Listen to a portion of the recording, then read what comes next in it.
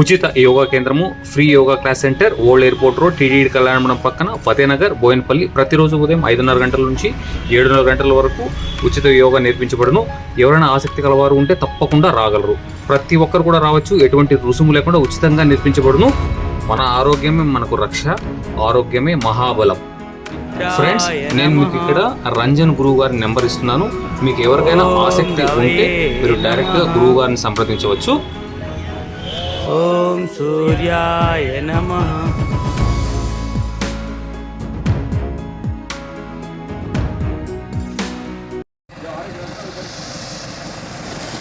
गणेश भगवान की जय. हिमाचल क्षेत्र लक्ष्मी नरसिम्हा स्वामी की जय. हिमाचल क्षेत्र लक्ष्मी नरसिम्हा स्वामी की जय. मल्लूर लक्ष्मी नरसिम्हा स्वामी की जय. मल्लूर लक्ष्मी नरसिम्हा स्वामी की जय. जय बजरंग बली जय. जय श्री राम जय.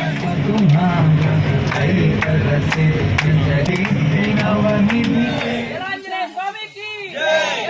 स्वामी की जय. मल्लूर लक्ष्मी नरसिम्हा स्वामी की जय.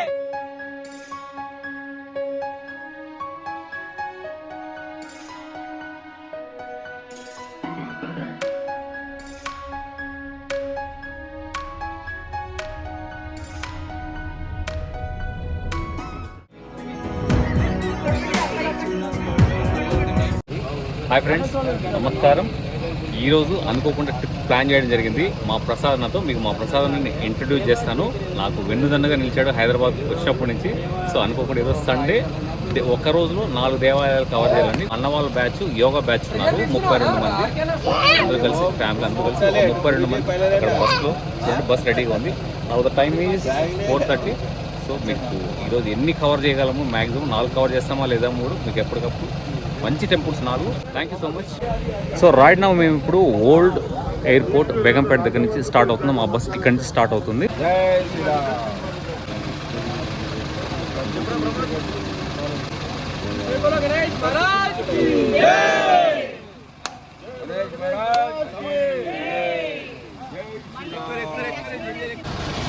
गणेश भगवान की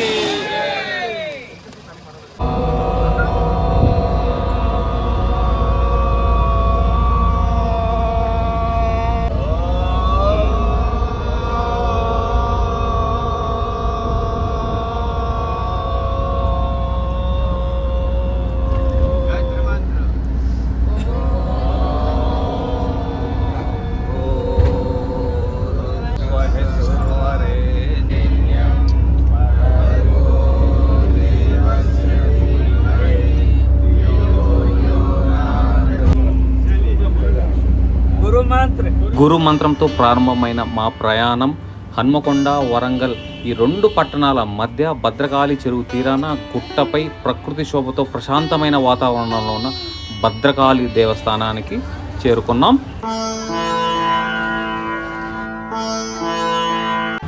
ఫ్రెండ్స్, మీరు అక్కడ గుట్టపైన చూడండి, శ్వేతవర్ణంతో దేదీప్యమానంగా వెలిగిపోతున్న పార్వతీ పరమేశ్వరుల మూర్తులను మీరు అక్కడ చూడొచ్చు. సో ఇక్కడ మనం గుళ్ళకి ఎంటర్ అయిపోదాం. మీరు నేరుగా చూస్తున్నారు కదా, ఆలయ చరిత్రను తెలిపే బోర్డు అక్కడ ఏర్పాటు చేయడం జరిగింది. సో మనకు ఇక్కడ లెఫ్ట్ సైడే ఇక్కడ గోశాల కూడా ఉంది.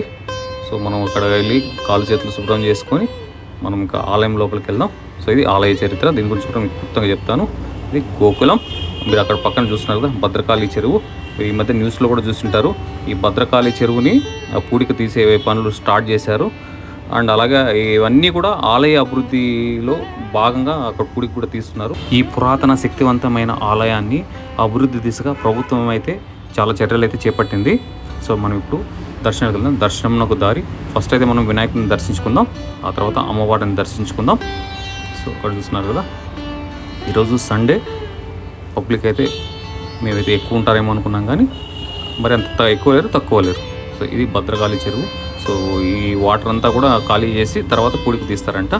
సో మనకు వినాయకుడి దర్శనం అయితే అయిపోయింది. సో ఇప్పుడు మెయిన్ అమ్మవారి దర్శనానికి వెళ్దాం మనము లోపలికి. ఫ్రెండ్స్, ఇక్కడ శ్రీ భద్రకాళీదేవి అమ్మవారి విగ్రహం 9 అడుగుల ఎత్తు, 9 అడుగుల వెడల్పుతో, కుడివైపున 4 చేతులు, ఎడమవైపున 4 చేతులతో దివ్యంగా భక్తులను కటాక్షిస్తూ ఉంటుంది. నాకు వీలైతే అమ్మవారి అక్కడ వీడియో అవకాశం ఉంటే నేను తీసి పోస్ట్ చేస్తాను, లేదంటే ఫోటో అయినా పోస్ట్ చేస్తాను. ఇక మనము ఆలయ చరిత్ర గురించి కూడా తెలుసుకుందాము. చాళుక్య వంశానికి చెందిన రాజు పులకేశన్ II ఆంధ్రప్రదేశ్లోని వెంగి ప్రాంతంపై సాధించిన విజయానికి గుర్తుగా క్రీస్తు శకం 622లో ఈ ఆలయాన్ని నిర్మించాడు. ఆ తర్వాత కాకతీయ రాజులు ఈ ఆలయాన్ని దత్తత తీసుకున్నారు మరియు ఈ భద్రకాళీదేవిని తమ కులదేవతగా వాళ్ళు భావించారు. ఇక్కడ నా నుదుటి పైన బొట్టు చూసారా? ఇక్కడ ఈ బొట్టు చూస్తానే ఎవరైనా సరే మీరు భద్రకాళీదేవి ఆలయానికి వచ్చారా అనేది ఎట్లే తెలిసిపోతుంది. అండ్ మీరు ఇంతకుముందు చీరలు చూసారు కదా, అవన్నీ వేలంపాట్లు భక్తులకి ఇస్తారని, భక్తులు సమర్పించి మళ్ళీ భక్తులకి వేలంపాట్లు ఇస్తారనమాట. సో ఇది ఫ్రెండ్స్ ఈ ఆలయ చరిత్ర.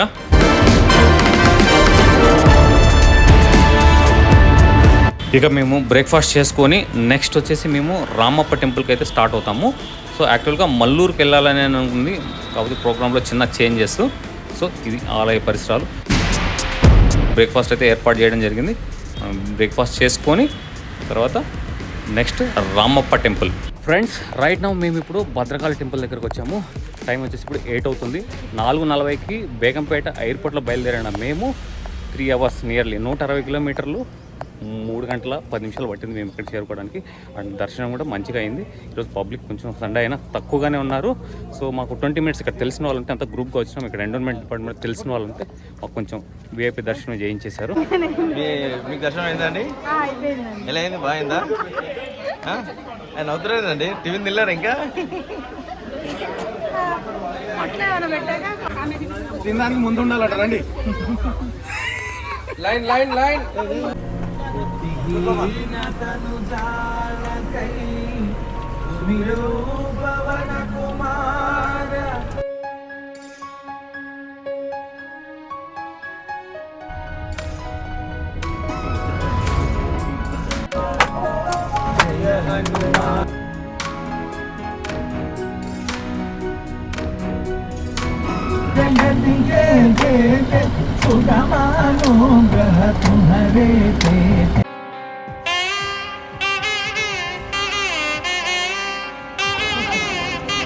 Now the time is 11:23.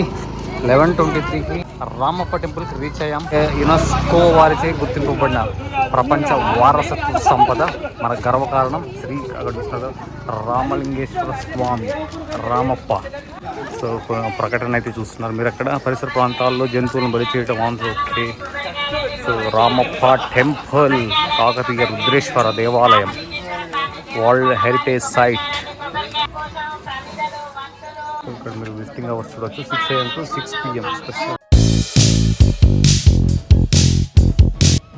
So temple గురించి కాకతీయ దేవాలయం, కాకతీయులు నిర్మించిన దేవాలయం రామప్ప దేవాలయం అత్యంత మనోహరమైనది. ఈ ఆలయమును కాకతీయ గణపతి దేవుని సేవా దక్షుడైన రేచర్ల రుద్రసేనాని 1213లో నిర్మించినట్లుగా సమకాలీన శిలాశాసనం ద్వారా తెలియచున్నది. ఈ దేవాలయం ప్రధాన శిల్పి రామప్ప పేరుతో రామప్ప గుడిగా ప్రఖ్యాతి వహించడం బహుశా భారతదేశం అరుదుగా పరిగణించవచ్చు. ఈ Ramappa temple is now accessible in sign language. Okay. Toilets, త్రాగునీరు,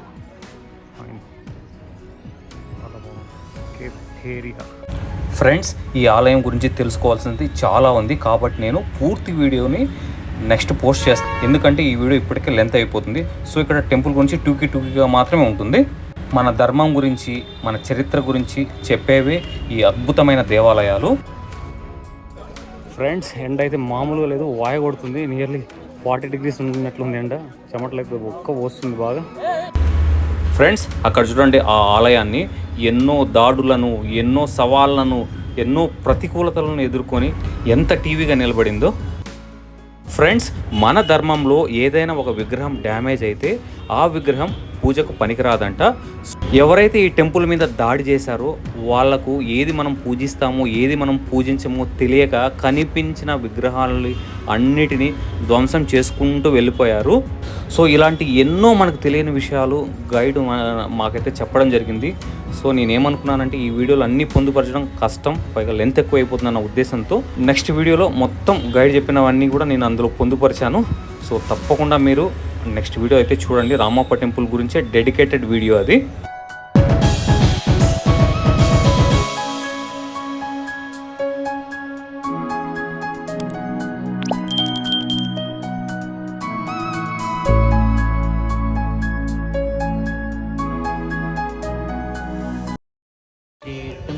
కాకతీయ రాజుల టైంలో నిర్మాణం జరిగిందండి ఇది.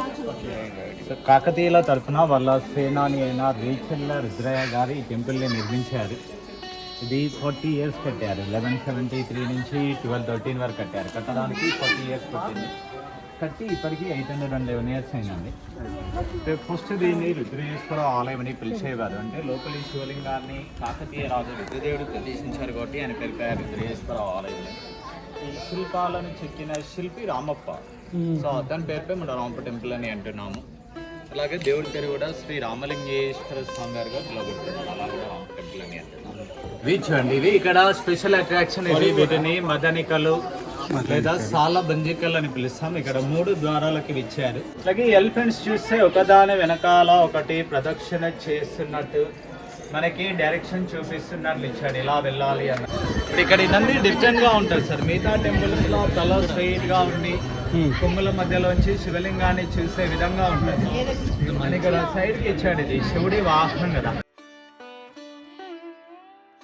ఇక్కడ కొన్ని దేవతల విగ్రహాలను ఇచ్చాడు చూడండి. ఇక్కడ జైనుడు ఫస్ట్ కాకతీయులు ఫస్ట్ జైనులే, తర్వాత శివులు ఉన్నారు. ఇక్కడ వినాయకుడు, మళ్ళీ జైనులు, వీరభద్ర స్వామి, కాల భైరవుడు, ఉగ్ర నరసింహస్వామి, మళ్ళీ వినాయకుడు. ఇక్కడ కృష్ణుడిని ఇచ్చాడు. ఇదేమో రెజ్లింగ్, కుస్తీ, మళ్ళా యుద్ధం, రెజ్లింగ్ అంటాం. ఇది ఒక ఫైటింగ్. ఇప్పుడు ఎట్లా అట్లా మళ్ళీ ఈజిప్షియన్ జైనుడు ఉన్నారు సార్. అప్పటి కిచెన్ అది దేవుడికి నైవేద్యాలు ఉండేవాళ్ళు. ఇక్కడ ఒక గుడిని ఇప్పారు, కామేశ్వర ఆలయం అనే టెంపుల్ శిథిలావస్థలో ఉందని. ఇక్కడ ప్రతి ఎంట్రన్స్ లో చూడండి, మనం టెంపుల్ లోపలికి ఎట్లా వెళ్ళి ఎట్లా రావాలనేది ఎలిఫెంట్స్ ద్వారా ఇచ్చారు. ఇక్కడ ఎంట్రీ అన్నట్టు ఈ పక్కన లోపలికి వెళ్తున్నాయి, ఎగ్జిట్ అన్నట్టు బయటకు వస్తున్నాయి. ఇదేంటి సార్, ఇంట్లో మాకు తెలియదు, అక్కడి నుంచి వెళ్తాను. ప్రతి ఎంట్రన్స్ లో కీప్ రైట్ గా రావాలి. అందుకే గైడ్ పెట్టుకునేది.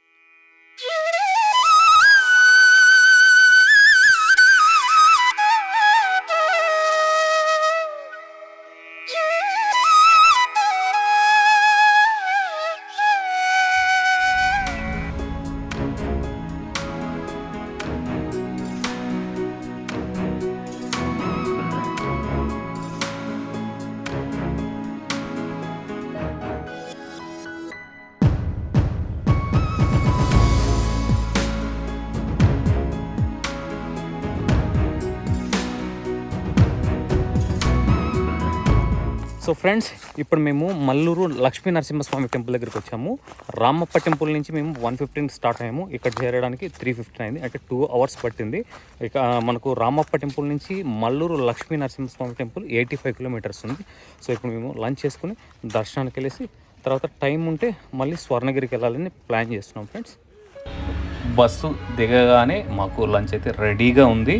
సో ఆర్గనైజ్ అయితే చాలా బాగా చేశారు, వెల్ ఆర్గనైజ్డ్ అని చెప్పొచ్చు.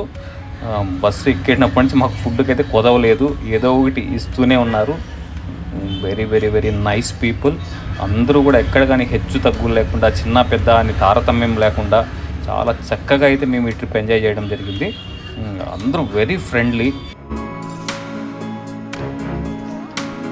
హనుమంతు అంత ఓపిక ఉన్నవాడు మా అన్న.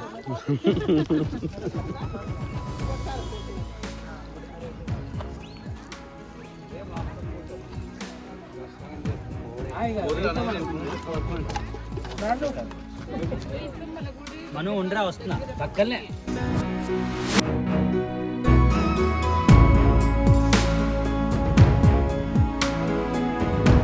ఫ్రెండ్స్ అక్కడ కమాన్ చూస్తున్నారా, అందులో మనకు దశావతారాలు కనిపిస్తాయి. మన కమాన్ దాటి లోపలికి రాగానే మనకు చూడండి ఇక్కడ సువిశాలమైన ప్రదేశం కనిపిస్తుంది. అలాగే ఇక్కడ చింత చెట్టు కింద అమ్మవారు ఉన్నారు. ఈ అమ్మవారిని దైత అమ్మవారు అంటారు. ఇక్కడ పూజారి మాకు రిటర్న్లో దర్శించమన్నారు స్వామివారిని దర్శనం చేసుకొచ్చిన తర్వాత.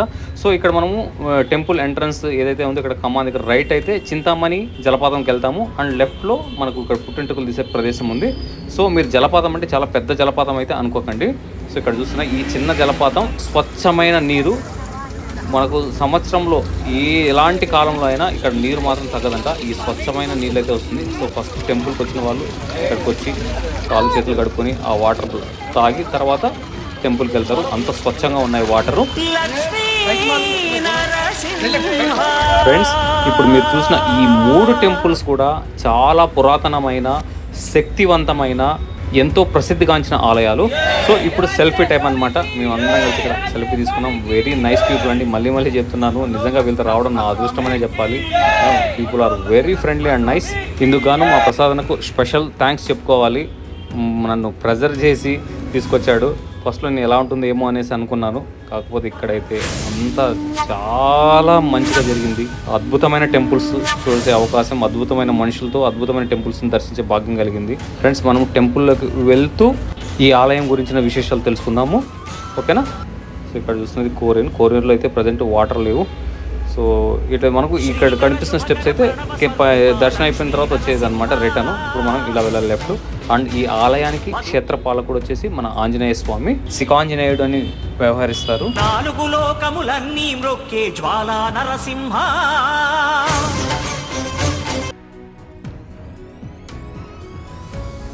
స్వామివారు ఇక్కడ స్వయంభూగా వెలిశారు. ఈ క్షేత్రాన్ని హేమాచల క్షేత్రం అని కూడా అంటారు. ఇక మన చరిత్రలోకి వెళ్తే శాతవాహనుల పాలనా కాలంలో దిలీప కులకర్ణి అనే మహారాజుకు స్వామివారు స్వప్నంలో సాక్షాత్కరించి ఒక గుహలో తను విగ్రహ రూపంలో ఉన్నట్లు సెలవిచ్చారంట. దాంతో వేలాది మంది సైనికులతో ఆ ప్రాంతాన్ని తవ్వించగా స్వామివారి నాభిలో గుణపం దిగి గాయం ఏర్పడింది. నరసింహ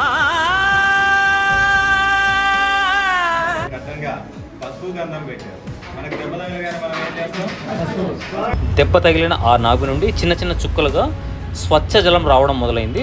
అలా వచ్చే ఆ జలానికి పసుపు చందనం పెట్టారు ఇంతకుముందు స్వామివారు చెప్పినట్లు. అలా ఆ స్వచ్ఛ జలంతో కలిసినటువంటి ప్రసాదాన్ని నాభి చందన ప్రసాదంగా సంతానం, ఆరోగ్యం, వివాహ సమస్యలు ఉన్న వాళ్ళకి, కుజదోషాలు ఉన్నవారికి పరిహారం కోసం ఆ ప్రసాదాన్ని ఇక్కడ ఇస్తారనమాట. ఇంకొక విషయం, శని ఆదివారాల్లో 10:30 నుంచి 12:30 గంటల మధ్యలో నువ్వుల నూనెతో స్వామివారికి అభిషేకం చేస్తారంట. ఆ అభిషేకాన్ని తిల తైలాభిషేకం అంటారు. సహజంగా తిల తైలాభిషేకం ఒక్క శని భగవానుడికే చేస్తారంట. కానీ ఎక్కడా లేని విధంగా తిల తైలాభిషేకం ఈ గుళ్ళో నిర్వహిస్తారంట. విష్ణువు ఆలయమైన తైలంతో ఎందుకు అభిషేకం చేస్తారంటే కేవలం ఒక శని దోషమే కాకుండా తన భక్తులకు ఉన్నటువంటి దోషాలు, బాధలు, పీడలు, సమస్యలు తగ్గించడం కోసం, ఏవైనా కోరికలు ఉంటే నెరవేర్చడం కోసం ఆయనే స్వయంగా అడిగి చేయించుకుంటున్నాడన్నమాట. అంటే భగవంతుడు స్వయంగా తన భక్తుల కోసమని అడిగి చేయించుకోవడం వల్ల ఇక్కడ ప్రత్యేకంగా తైలంతో అభిషేకం చేస్తారు. అభిషేక సమయంలో అలంకారం లేకుండా స్వామివారి నిజరూప దర్శనం ఉంటుంది. 9 అడుగుల ఎత్తున భుజాన్వితుడై దర్శనమిచ్చే స్వామివారి విగ్రహం మనిషి శరీరాన్ని పోలి కనిపిస్తుంది. ఎక్కడ తడిమి చూసినా శుతిమెత్తగా మనిషి శరీరంలా శుతిమెత్తగా ఉంటుంది. ఫ్రెండ్స్, ఎంతో చారిత్రక నేపథ్యం ఉన్న పురాతనమైన, శక్తివంతమైన ఈ 3 ఆలయాలను మంచి మనుషులతో కలిసి దర్శించుకోవడం నా అదృష్టంగా భావిస్తూ ఈ వీడియో ఇంతటితో ఎండ్ చేస్తున్నాను. మరొక మంచి వీడియోతో మళ్ళీ మీ ముందుకు వస్తాను. Until then bye bye, take care, Jai Hind.